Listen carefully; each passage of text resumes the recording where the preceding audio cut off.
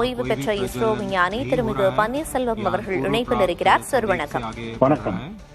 17 செயற்கைக்கோள்களை சுமந்தபடி PSLV C-62 rocket வெற்றிகரமாக விண்ணில் செலுத்தப்பட்டிருக்கு. முன்னர் இருந்ததை விட பல்வேறு மேம்படுத்தப்பட்ட அம்சங்கள் இதுல இடம்பெற்றிருக்கிறதா சொல்லப்படுது. உங்களோட பார்வை. PSLV C-62 ராக்கெட் ஒரு ஒர்க்ஹார்ஸ் ராக்கெட். இதில் வழக்கமாக 6 ஸ்ட்ராப்பான்கள் பொருத்தப்பட்டிருக்கும்.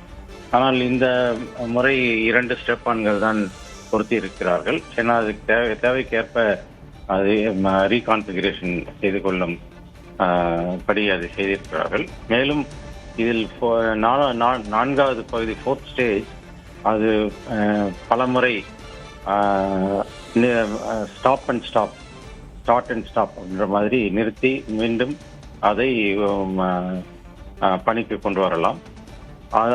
அதோடு மட்டும் இல்லாமல் அது தன்னுடைய பணிகளை முடித்த பிறகு அதில் ஒரு செயற்கைக்கோள்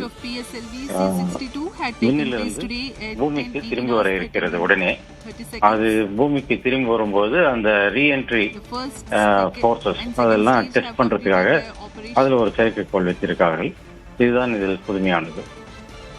அதோடு மட்டும் இல்லாமல் இது DRDO தயாரித்த சேட்டலைட் தான் இதுல மெயின் சேட்டலைட். அது ராணுவத்திற்காக செய்திருக்கிறார்கள். அது நம்ம ஸ்பை சேட்டலைட்னே சொல்லலாம். இந்த ராக்கெட்ல என்னென்ன புதிய அம்சங்கள் இடம்பெற்றிருக்கிறது அப்படின்னு குறிப்பிட்டீங்க. புவியை கண்காணித்து தரவுகளை வழங்கும் அப்படின்னு சொல்லப்பட்டிருக்கு. விஞ்ஞானிகளுக்கு எந்த நிலையை அடைந்த உடனே புவியை கண்காணித்து அந்த தரவுகள் கிடைக்கப்பெறும் வகையில இது வடிவமைக்கப்பட்டிருக்கு அப்படின்னு குறிப்பிட முடியுமா? எவ்வளவு காலவெளியில இல்லது எப்போது அந்த தகவல்கள் கிடைக்கப்பெறும்னு எதிர்பார்க்கலாம் சார்? இது இந்த சேட்டலைட் அன்சின்க்ரனஸ் ஆர்பிட் என்ற ஆர்பிட்டில் நிலைநிறுத்தப்படும். இது நிலைநிறுத்தி கிட்டத்தட்ட ஒரு 2 அல்லது 3 நாட்களில் அதிலிருந்து வரும் டேட்டாக்களை நம்ம பயன்படுத்திக் கொள்ளலாம்.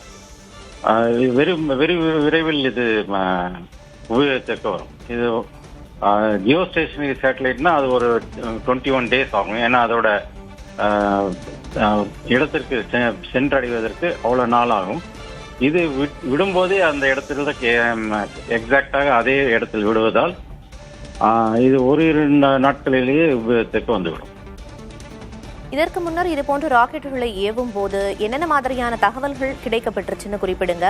இந்த புதிய ராக்கெட் மூலமாக என்னென்ன தரவுகளை துல்லியமா விஞ்ஞானிகள் எதிர்பார்க்கிற மாதிரி வடிவமைக்கப்பட்டிருக்கு? இது எர்த் ஆப்சர்வேஷன் சேட்டலைட் என பேரு. பூமியை கண்காணிப்பதற்காக விடப்படும் சேட்டலைட். இது மாதிரியான சேட்டலைட் PSLV-யில் பலமுறை அனுப்பி இருக்கிறார்கள். சொல்லப்போனால் நமக்கு கணக்கே தெரியாது. ஒரு 50-60 சேட்டலைட் இது மாதிரி அனுப்பிச்சிருப்பாங்க. ஆனால் இது ஒவ்வொரு முறையும் அதோட ரெசல்யூஷன் சொல்லுவாங்க இல்லையா, அதாவது இப்போ இது 1 மீட்டருக்கு கம்மியாக இருக்கிறத பூமியில் கண்டுபிடிக்க முடியும். அது ஏற்கனவே அனுப்பிச்சிருக்காங்க 1 மீட்டர் ரெசல்யூஷனுக்கு. இதில் என்னன்னா நம்ம கண்ணுக்கு புலப்படாத இடத்தை கூட இதால் கண்டுபிடிக்க முடியும். அதாவது இப்பொழுது பூமிக்கடியில் இருக்கும் கனிம வளங்களை இது கண்டுபிடிக்கும். பங்கருக்குள்ள இருக்கிற தளவாடங்கள் இல்லை தளவாடங்களுக்கு மேலே கெமஸ்கோலஜின்னு சொல்லுவாங்க. வலையை போத்தி அது மேலே செடி மரம்லாம் போட்டு மூடி வச்சிருப்பாங்க. குகைக்குள்ள வச்சிருப்பாங்க. ஸோ இந்த மாதிரி இதெல்லாம் இது துல்லியமாக கண்டுபிடித்து சொல்லும். இதற்கு முன்னரும் கூட இது போன்று பல்வேறு ராக்கெட்டுகள் விண்ணில் செலுத்தப்பட்டிருக்கிறதா குறிப்பிட்டீங்க. தொடர்ந்து புவியை கண்காணிக்க இவ்வாறு பல ராக்கெட்டுகள் விண்ணில் செலுத்தப்பட்டு கொண்டே வருகிறது. ஒவ்வொரு முறையும் பொருட்செலவு எவ்வளவு ஆகும் அப்படிங்கறத குறிப்பிட முடியுமா? இந்த சேட்டலைட் உள்நாட்டிலே தயாரிப்பதால் இது ஒரு 100 கோடிக்கும் குறைவாக தான் இந்த சேட்டலைட்டோட மதிப்பிடலாம். இந்த ராக்கெட்ல என்னென்ன முக்கியமான அம்சங்கள் எல்லாம் இடம்பெற்றிருக்கிறது உள்ளிட்ட பல்வேறு விஷயங்களை சொன்னீங்க. இணைப்பில் தெரிவித்ததற்கு நன்றி சார்.